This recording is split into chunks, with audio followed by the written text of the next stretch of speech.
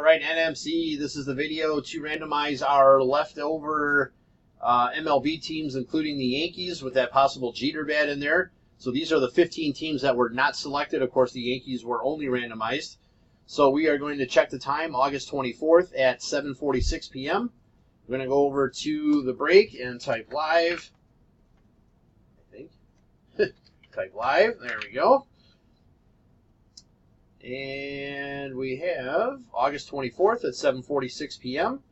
There's the list of our 15 leftover teams. We're just going to randomize these teams, then we'll match it back to our entry list. So we need a dice roll of 5 or higher. There's 10. All right, 10 times. Here we go. 1, 2, 3, 4, 5, 6, 7, 8, 9, and 10.